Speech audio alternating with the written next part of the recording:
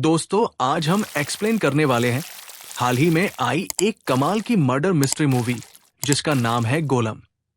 ये आपको जरूर पसंद आएगी, इसलिए वीडियो को अभी लाइक कर दीजिए। हम चलिए कहानी शुरू करते हैं। मूवी की शुरुआत में हम संदीप नाम के एक पुलिस ऑफिसर को देखते हैं जो रात के समय थका हुआ अपने घर पर आता है। तभी संदीप को उसके फ्रेंड का कॉल आता है जो उससे कहता है कि तुमने आज मेरी बहुत मदद की है। इनकी बातों से हम समझ पाते हैं कि संदीप बहुत ही ज्यादा इंटेलिजेंट पुलिस वाला है जो किसी भी केस को पल में सॉल्व कर देता है। अगले दिन हम टेक नाम की एक कंपनी को देखते हैं जहां सुबह के समय उस कंपनी के सारे एम्प्लॉयज काम पर आने लगते हैं। इस कंपनी में लगभग 16 लोग काम करते थे। मीरा नाम की रिसेप्शनिस्ट अरविंद को कॉल करके कहती है कि जल्दी से ऑफिस आ जाओ, हमारे बॉस कुछ ही देर में आने वाले हैं। विटेक कंपनी के बॉस का नाम जॉन होता है। सत्यम नाम का वॉचमैन मीरा से कहता है कि पानी का पाइप खराब हो गया था, इसलिए उसने पाइप बदल दिया है। फिर जॉन के ऑफिस आने से पहले सभी एम्प्लॉयज एक दूसरे से बातें कर रहे थे। ऑफिस में अरविंद आता है और उसे गोपी नाम की एक एम्प्लॉय पसंद आ जाती है। मीरा सीसीटीवी कैमरे में जॉन को आते हुए देखती है तो सारे एम्प्लॉयज को बताती है कि बॉस आ रहे हैं। सभी जल्दी से अपने अपने काम पर लग जाते हैं।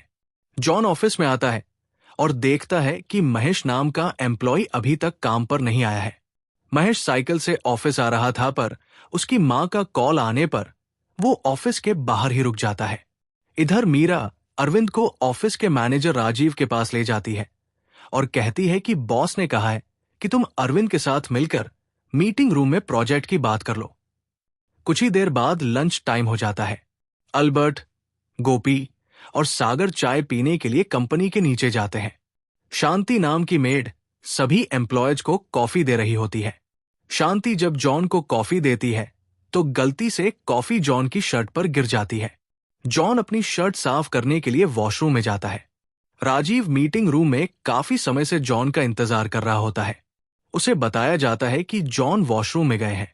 राजीव वॉशरूम के बाहर जॉन का वेट करने लगता है, लेकिन काफी देर बाद भी जॉन वॉशरूम से नहीं निकलता। राजीव को कुछ गड़बड़ लगती है, इसलिए वो वॉशरूम का दरवाजा तोड़कर अंदर जाता है। वहां जॉन की लाश पड़ी हुई थी। इंस्पेक्टर संदीप अपने ऑफिसर के साथ वीटेक कंपनी में आता है और लाश की जांच करने लगता है। उसे कमिश्नर का कॉल आता है जो उससे कहता है कि खूनी का पता लगाना होगा।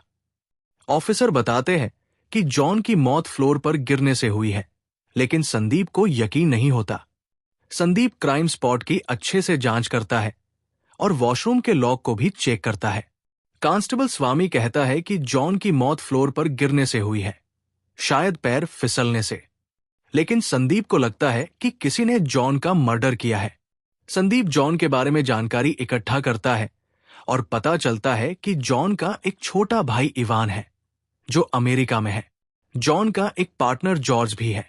संदीप अपने जूनियर से कहता है कि जॉर्ज को कॉल करके बुलाओ। पुलिस वाले सभी एम्प्लॉयज के फोन एक जगह रखवा देते हैं। संदीप सभी एम्प्लॉयज से पूछताछ करता है। मीरा बताती है कि जब जॉन वॉशरूम में था तब शांति वैक्यूम क्लीनर से सफाई कर रही थी, इसलिए कोई आवाज नहीं सुनी। सत्यम कहता है कि वो उस समय बाहर गया था। शांति बताती है कि जॉन बहुत अच्छे इंसान थे। थोड़ी देर में संदीप को स्वाति के बैग में स्लीपिंग पिल्स मिलती है। स्वाति कहती है कि उसने दवाई मेडिकल से ली है क्योंकि उसे नींद नहीं आती। संदीप सोचता है कि बिना डॉक्टर की परमिशन के ये पिल्स कैसे मिल सकती है। वो मेडिकल के बारे में पता लगाने के लिए कहता है। मोहन बताता है कि पिछले हफ्ते जॉन की विवेश से कहासुनी हो गई थी।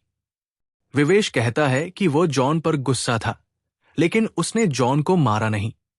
संदीप देखता है कि सागर की उंगली पर चोट लगी है।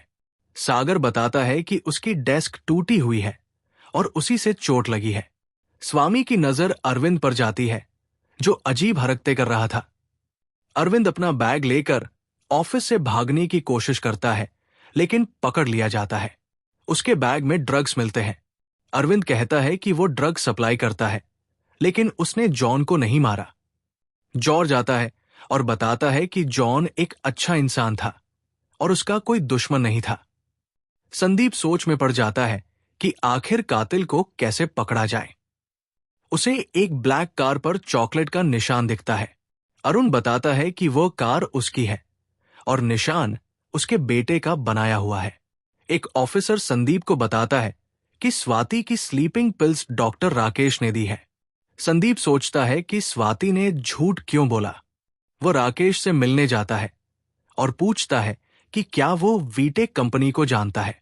राकेश मना करता है, लेकिन संदीप कहता है कि सभी एम्प्लॉयज के फोन में उसका नंबर क्यों है। संदीप राकेश को कहता है कि सच्चाई बताओ वरना मुसीबत हो सकती है। राकेश बताता है कि उसकी पत्नी भी डॉक्टर है। एक दिन मीरा अपनी डिलीवरी कराने उसकी पत्नी के हॉस्पिटल आई थी। मीरा का बच्चा पेट में ही मर गया था। ब्लड टेस्ट में पता चला कि मीरा के खून में रेड वायरस कंटेंट नाम का वायरस है, जो इंडिया के बाहर बनाया जाता है। कुछ दिन बाद अल्बर्ट और सागर भी राकेश के पास आए थे। उन्हें आई पेन और हेड पेन हो रहा था।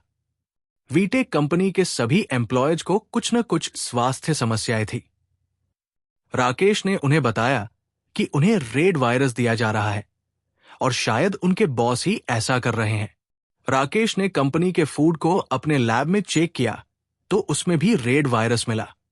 उसने सागर से जॉन का पेन ड्राइव मांगा। पेन ड्राइव में जॉन के भाई इवान के बारे में जानकारी थी। इवान अमेरिका में भी फार्मा नाम की कंपनी चलाता था, जहां उसने रेड कंटेंट नाम का वायरस बनाया था। जॉन अपने एम्प्लॉयज को स्नैक्स में रेड वायरस मिलाकर दिया करता था। उसका प्लान था कि पहले सभी में वायरस फैलाएं और फिर एंटीडोट के नाम पर सभी से पैसे ठगे। राकेश ने अपनी दवाई से एम्प्लॉयज को ठीक करने की कोशिश की और जॉन के खिलाफ कंप्लेंट करने की भी कोशिश की थी। एक दिन कुछ एम्प्लॉयज राकेश के घर आए और कहा कि वे जॉन से बदला लेंगे। राकेश उन्हें रोकने की कोशिश करता है, लेकिन कोई नहीं मानता। राकेश संदीप को बताता है कि एम्प्लॉयज ने ही जॉन का खून किया है, लेकिन असली गुनहगार भी फार्मा वाले हैं। संदीप ये जानकर इमोशन हो जाता है और फैसला करता है कि वो एम्प्लॉयज को सजा नहीं देगा। वो सभी एम्प्लॉयज को घर जाने को कहता है।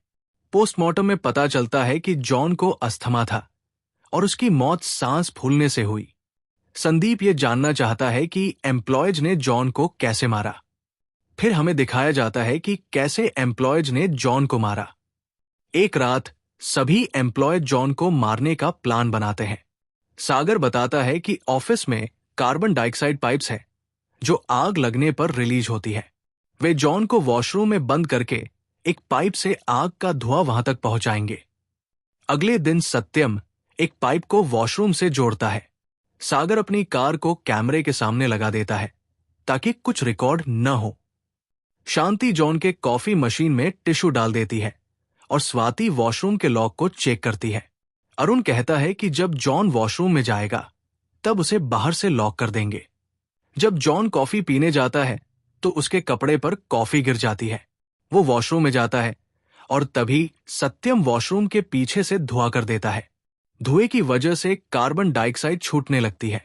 जॉन की सांस फूलने लगती है और अस्थमा की वजह से उसकी मौत हो जाती है। जॉन के मरने के बाद एम्प्लॉयज सभी चीजों को वापस सही कर देते हैं। जब राजीव जॉन के पास जाता है तो उसे जॉन की लाश मिलती है। संदीप अब सच्चाई जान गया है, लेकिन वो कमिश्नर से कहता है कि जॉन की मौत सर पर चोट लगने से हुई।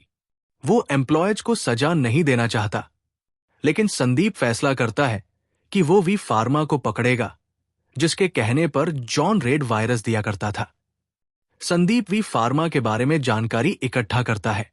फिल्म के अंत में हम देखते हैं कि जॉन के मरने के बाद जॉर्ज वीटेक कंपनी का ओनर बन जाता है।